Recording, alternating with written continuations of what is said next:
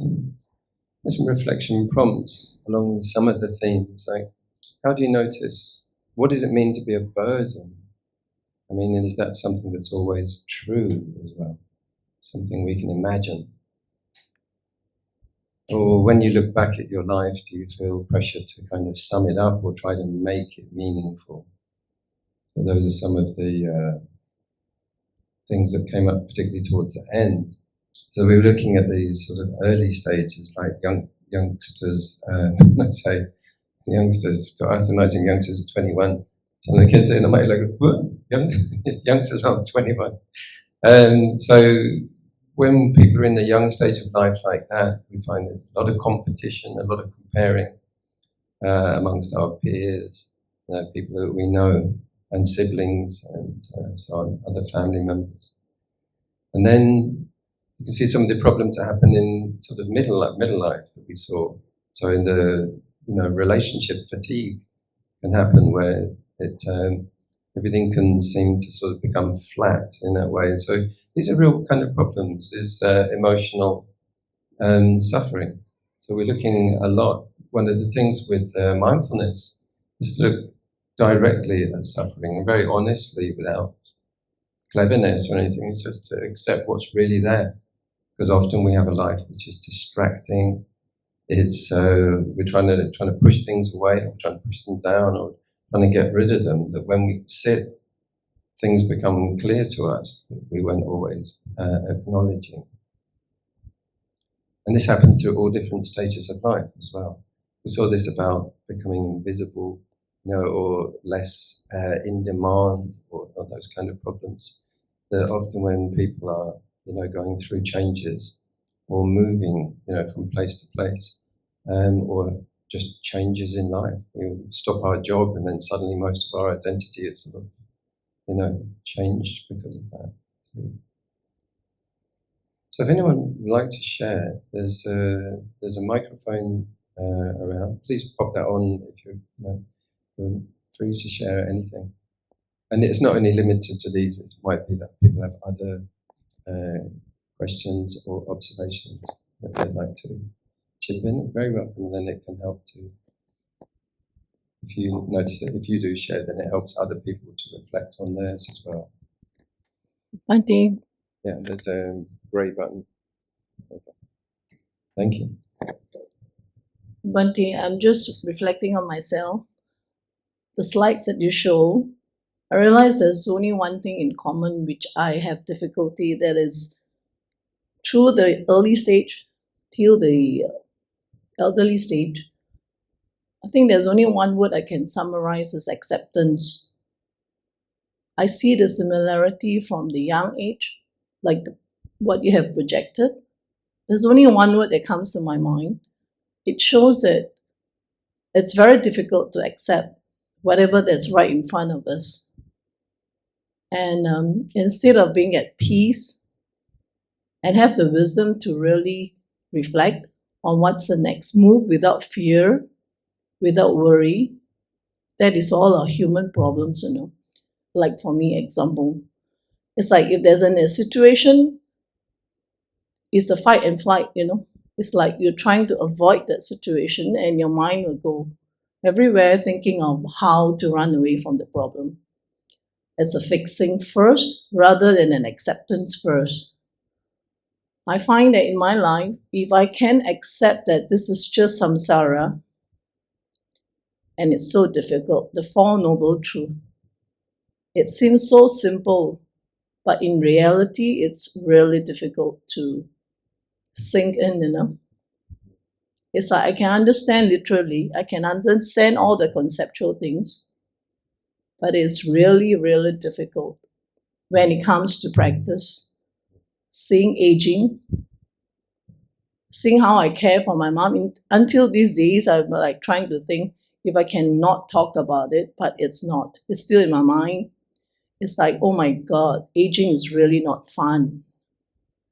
And I see how they lose their dignity and how I can accidentally make them lose their dignity by raising my voice, getting annoyed. And I think the worst thing that the line that as a caregiver or as children, or like we are in the middle, like I'm a sandwich between my children and my parents, I see a common problem in all my friends and everyone that talk about this topic. We've forgotten when they age. We've forgotten when we age. It's like we don't realize we age till you look into the mirror or you have body aches. So our habit is still running. Like we are carrying a lot of baggages.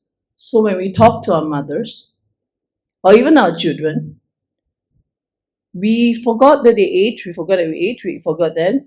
And the way we talk to them is like, you can't remember. It's like even dementia, for example. We've forgotten that someone age and they can forget. So sometimes we get annoyed at how many times do I have to repeat that? Or, for example, don't you know? And it all boils down to one thing. We cannot accept that our parents have aged and they have become helpless. We used to think they are our pillar, and it's annoying. And I reflect on my annoyance and I realize, oh, it's because I'm losing someone that is used to be my strength. I'm the one that's fearful, that always lean on them. Now they become someone that depending on me. That fear is very great, but I won't see it till I really reflect very deeply, like, what is this annoyance? Like, even talking to my spouse or children and they forget or whatever it is, it's like the fear, Bhante, the fear of like,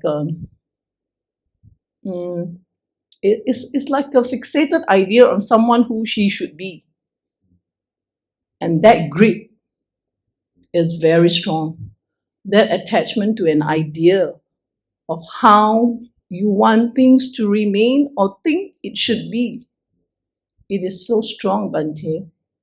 And when I reflect at it, I'm really ashamed to say that even the Four Noble Truths is so easy. I can't see the impermanence actually if I think about this like that. If I reflect on this, the impermanence, I would say I know. I understand when I see a flower that, that dies, a plant that dies, but in truth, I'm not seeing that deep, Bhante. So this is my sharing. That's really helpful. Thank you so much for sharing those thoughts and reflections. It was really good, wasn't it? And I think you spoke for so many people. Yeah, I just want to let that settle and circulate what you said as well. It's very, very cool. Would anyone else like to echo and reflect on those?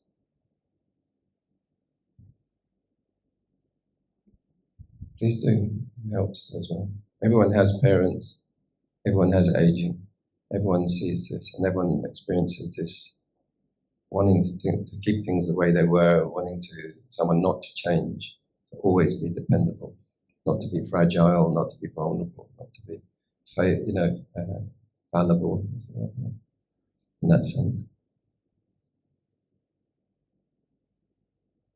But it's really good that you've seen that insight in yourself, that you're doing that a lot, that you've noticed the fixating, that mindfulness already is starting to help loosen the situation to kind of catch yourself doing it and let it go and then relax and again and again.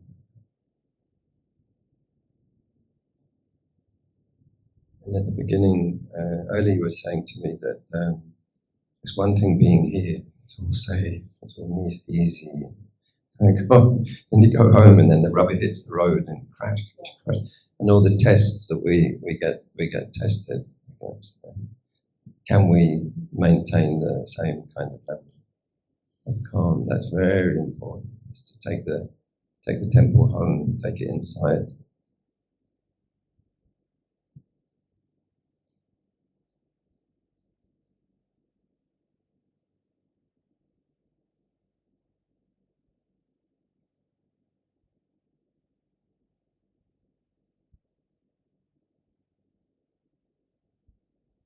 What helped you?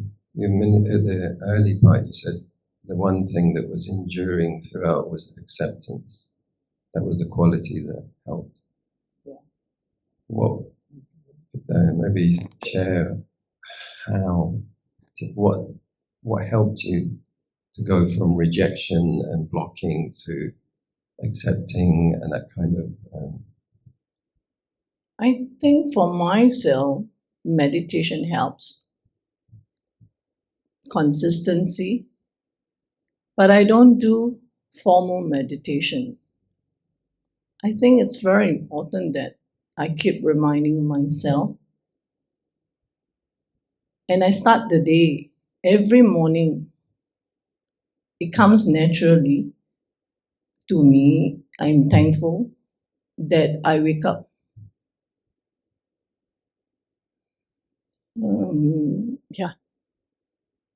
I believe in having a life that is very precious to me, that's given to me. So gratitude for life. It's the gratitude, and then I start to see that, whatever comes, you just have to accept. And I think it's the Dharma. Maybe because it's the insight again sometimes. I don't know why, but it comes to me. I see it very clearly. I see how I can have choices despite the conditions that can affect me, like external, my senses, people I come across, situations. And I have a very negative attitude towards social media. I could see how the moment I look at Facebook or Insta, even though I try to be very thinking that I could be very strong, it's not. I could see how the mind works like a sponge, really. Even if you try to deny and say, I'm not affected. I may sound cruel here. I don't know. But if I were to share honestly, I think if we think that the mind is not affected, it's really delusion, because it is affected. People who think it's not affected, they're either fooling themselves or not being aware of it. I'm so sorry. That's exactly how I feel, because when someone tells me, no, I'm not affected, I can't buy that, Bante. But I can't buy that unless they are practitioners. Because if they can get easily annoyed with someone, or they can be stubborn in order not to be listening to good instructions, or they can choose what they want to eat and what they don't want to eat, they are definitely affected. Because you can't say you're not affected by social media and friends' success and failure when you can choose what you want to eat. To me, it's actually the same mechanism. When you can select your friends, when you can select your food, choices of food, or your attire that you wear, the social media will affect you one way or another, whether it's good or bad. So this is, in the talk, one of the things that constantly kept coming back to, that it's subtle shifts in the way we respond, subtle shifts in choices. Like in this case with social media is one, but like comparing ourselves to others, or making choices in this case about how much or how we deal with what we see. Mm-hmm. Those were through all of these cases, all of those people, this sense of becoming less professionally relevant when someone's whole meaning for life had used to being that, and then they found younger people and more technology or other things coming in. Or what about me? And they were seeing that they were clinging for recognition, clinging for meaningful involvement, and that once they saw that, they could manage it, not to depend on it, not go craving the craving part of samsara. So there's so much to unpack in what you said, because you were going right the way through acceptance, all the way through life, and then the aging process, and dealing with this transition from seeing someone who's solid and dependable and healthy to becoming fragile and somewhat needy. And we had this case of accepting that interdependence and interconnectedness is not a threat to dignity, because we're so used to associating independence with dignity. Correct. And proof that how independent I am. But all of us could be in wheelchairs or any time needing to depend on the kindness of others and to help with things. Like one person, their world became shrinking smaller and smaller. And then firstly, we just said that accepting the change in our own physical body and changing as our appearance changes, but also our functioning. Realize we can't remember as well as our memory power reduces, or social network reduces. So, are we able to keep that acceptance? So, the method you were talking about, gratitude, an appreciation of life and every moment, and seeing how. Because it's one thing to just think that; it's another to turn it into a real sense of joy. It's very difficult to do because we can often start to resent. We can often sort of, as the world speeds up, we don't even notice that what's happening there. But resentment is true, Bhante. I do feel there's point of my life, or even now once in a while, I won't deny that I have resentment on certain things when I'm losing purposes, especially when I first started to feel my emptiness, because I raised my children with very full heart. I invested a lot of my energy during then. I think one of the thing which I wouldn't encourage is to I give it all out, and I don't have much for myself. That's me. Looking back at it, I used to say, "Don't be so stupid, don't be so stupid." But in the end, after being in the Dharma for long, I think I did the right thing. Whatever you choose to do, you have to give it all out. It's not about unless you are mentally, you're mentally robbed of the joy. So I used to beat myself and think that I was stupid to give myself all and don't reserve energy for myself. But lately I realized, no, because I was deluded to think that I was stupid to give myself all out. Because if I had not, and tomorrow I do not wake up, this is one thing I'll regret. So I use the three things. I use one of the antidote to myself is, if tomorrow I don't wake up, what is the thing that I'll regret? Like if you suffocate me and I'm dying, do I have any regrets? I realize I don't, because I've given it all out to whatever I can do. So my only concern and worry is those that depend on me. They cannot survive, but they will probably, It's like my mom, But I had a thought came to me recently. If I were to really die and I know that I'm dying, the only thing I fear is pain. I have reflected on myself. Pain, like hospitalization and needles and pain, that's my fear that I have to conquer. But if I really were to think that I die, I think all of them can live without me because I've given all out. It's like I have nothing to owe anymore, except the one thing, Bhante, I have it very difficult is I have agitation on my senses. It's like my 5 senses, if I look at certain things and the old habits, like for example, I can't stand repeating my instructions for more than 3 or 4 times. I noticed that was the worst.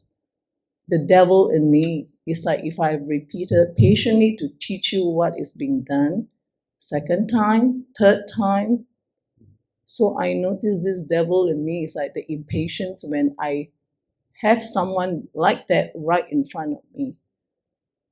That's my one, it's like now there's very gross that I can see.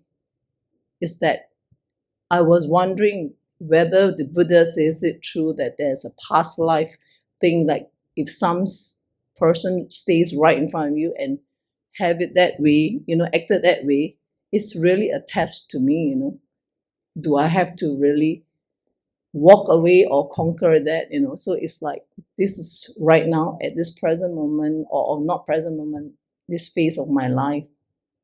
Because I have a maid that's very kind, really, to my mom. It drives me nuts. And I cried because I said, I'll do it for my mom. I'll have the maid for my mom, but she's killing me. And then that shows I feel in my practice, like loving kindness. Oh, it's not for everyone, Bhante. I thought if I can be loving to probably a dog or someone, I'm done. No. That means I still have not known what equanimity is all about, because it's like certain people you just cannot practice on them. Yeah, it's very important to go unlimited. And that's one of the problems with staying a little too closely inside the familial thing, where it's you and me and ours and mine, is to go out into the community as much as possible. Also, to see who's receptive. If you keep bombarding the same person, often they'll shut down and they're not a very good receiver. And that patience.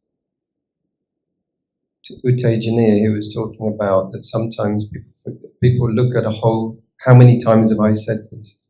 How many times? Because they're looking at the string rather than just the one point in time. Yeah, and if you're looking, that's like learning to be patient with yourself in meditation, to come back to the breathing, is like that. You think, how many breathers have I been doing this? Thousands and thousands. If you look like that, then it becomes a real pressure and you feel like giving up. But if you manage to just really stay with the unique present moment, you can do that forever. You can keep doing it and doing it. And then you become like a piano teacher or someone teacher who can keep listening to those clonking tones, but that's okay. Like gently repeating that. That's what that kind of taking the same patience that you develop through your relationship between your body and your mind out into your relationships. That's very important. And getting unlimited with who you're. The Buddha would scan the whole population and say that shoemaker is the person. They will be receptive today. Not just me and my group, not just my son, or just not my cousin, or so on. It could be anyone. So that we also have to go outside our comfort zone. And then often that's where we find, tell you a brief story, I decided to get out of the house in Australia, and it was a huge, good decision. Now, it was getting into these kind of like, tensions, and I said, okay, I'm just going to walk miles to the nearest train station and buy one of those all-day tickets, and I'm just going to go I'm going to be no one going nowhere. I'm used to that. I've done that a lot in my life. I used to hitchhike into Europe without any plan and just see what's going to happen. And often that's when the adventure really started up and you really come alive. And you stop turning into a nagging, quarreling, like difficult thing. And so I was doing that. And I went right to the end of the line. And then I got out, and then I found there was a beach, and I walked 10 kilometers up and down this beach. And in my head, I was having a conversation. There were all these signs warning about the rip currents and difficult oceans. So I was thinking about my brother, because he died. He had a boat, and he would like to go crabbing and sailing. He had his 2 daughters in, and it turned upside down, and they survived, and he ended up getting drowned. So I was kind of reflecting on our life together, and I was kind of having a mental conversation with him about like, so what did he learn from his whole life? All the different adventures and all the different dramas and the dangers and this tragedy at the end. So I was sort of doing that, and then I got the train back right into central Perth. And central Perth, it's got this really busy, sort of central junction part. And I was walking through there, and my phone was telling me to go up one road and say, like, that's where the underground is, you can get the other line. I thought, no, I'm just going to go this one. So I went along. So just walking along, because then like busy, all these coffee shops with people sitting inside, and this sort of 16-year-old girl with lots of like mascara and stuff, and sort of like slight boob tube, walk past. She goes, hi, and I went, hi. It must be near the railway station, this Georgie area. And I carried on. I looked back. She was still looking at me, and she said, "Hi." I went, "Yeah, hi. I'm a monk." You know, like. And she goes, and I said, "Do I know you?" And she goes, "It's Bethany." And I went, she goes, "Your niece." Oh. Bethany. It's like my brother's daughter. Oh. This is a country of 25 million people. That's an incredibly small chance of this happening. I was like, that's amazing. Where are you going? And she was going to where the place I'd gone to, actually. So I was like, oh, we'll ride the train and talk. And it was very good because when the drowning happened to my brother, afterwards she was in shock and PTSD, and she couldn't talk about it. And this time she was just an open book. And she could also tell me, you know, many details that were unclear about how it happened. So yeah, you know, and that if I'd stayed with the Ning Nong household, that would never have happened. So sometimes, you know, there's a saying that how do you stop one tear from drying up? You throw it back in the ocean. So sometimes it's the ocean of humanity that we're in our little dinghy, you know, like all squabbling over the things, and often sometimes we have to get out into a bigger somehow, and often mingling, and I can't guarantee that kind of thing will happen. It wasn't the only one, and it happened again a few days later when I don't know, I was arranged to meet her. She's quarter Aboriginal. My brother married a half Aboriginal woman. So I wanted to take her around the museum. It was an amazing thing. And there was something that she said that resonated with what you were talking about. Oh, that was right. You have many mothers. In Aboriginal society, I mean, you call your mum, but hey, you call a lot of people mum.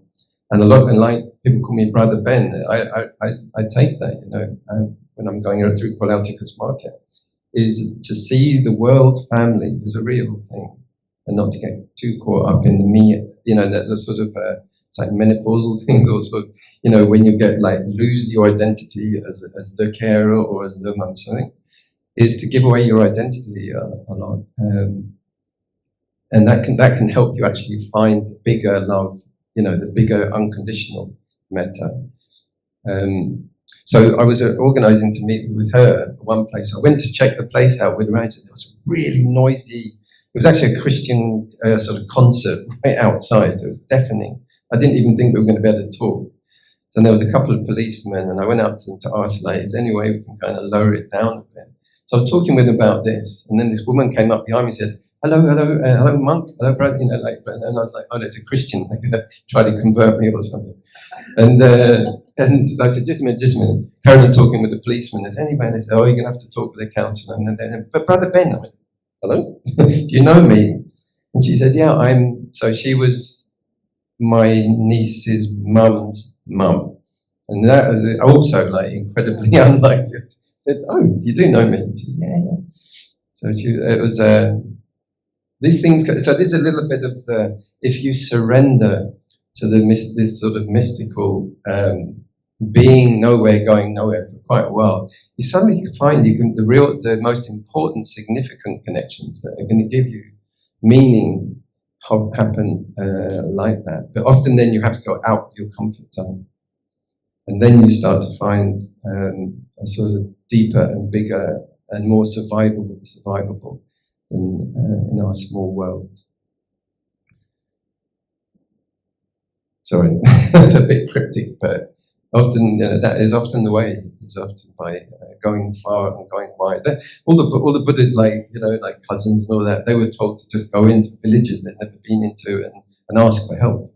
So this also dependence that we have is like often if you go in with like super powerful, you won't learn anything. But if you go in humble and asking for help, and you become less empowered often and get used to doing that. I learned this as a teenager through hitchhiking. Most people have got to buy myself a car. I learned a lot through hitchhiking. Is that you give over that power, and then you meet the really kind people often. Not the serial killers, actually. But thank you, Bhante, because I used to use it as a measurement for myself. It's like if I find joy getting out, actually, and in the community. But I always feel guilty that what am I doing out here when I can't settle what's at home, you know? So that's the guilt. Yeah. I mean, I think a lot of people knew my mum's death was about like that, where I had to sort of decide, you know, should I, you know, sort of back and then be in all of the family net, the fishing net, and everything, and all of the, and actually I'm guaranteed there would have been a lot of power struggles and quarrels and all this stuff coming up. And I talked to my mum and I said, "Do you mind if I just sort of stay here?" And I look at extremely elderly people and I reflect a lot about, you know, about my mum in that kind of time and way. That the Buddha said, "You've had so many mothers." Often we think, "This is it. This is who I am. This is it." And my mum raised this, but actually we're changing all the time, physiologically. So that you know that. Now we're talking about sort of multiple lives, but you know, you said like when you look at sand, if you look at sand under a microscope, you see it's made up of, you know, so many creatures, billions, and trillions, and millions of creatures, and that's just what you can see. Never mind what's under the ocean. And he said that's what our bones are like. That you've had so many skeletons, and for every skeleton that you've had a life. And you've had a mother, and you've had parents. So that is how ancient human life has been happening. Yeah, has been evolving. So if you develop a very Dharma relationship with your parents, you see, you don't encourage that dependence, that clinging, that you and me and I'm you, and we really, you know, is too bonded. There are Dharma families in the suttas where they say, "I'm going out, you might never see me again." Like, is the reality also that is just accept, no, change happens at any time. And we could die at any point. We might die before our parents. You know, there's lots of things. It's not all set in stone. But, you know, giving what we can, and as you said, like, that you gave the maximum, and that's it, is accepting. That's all you need to do. And sometimes you've got to give it over so the world and those other people can carry on your work, rather than keeping it going. Probably ought to start. We're going to do a finishing off in a Dharma. Or we've got a little bit more time. Are there any other things people would like to reflect on? There's a lot to unpacked in that short space of time. Thank you very much for coming on, by the way. Yeah, guys, thank you very much. Did well to sit there through all that. Hope your knees and everything are okay. Yeah. Okay. Anyone else like to share anything before we wind up? Okay. What you'd like to chant your Burmese, please be. Imaya.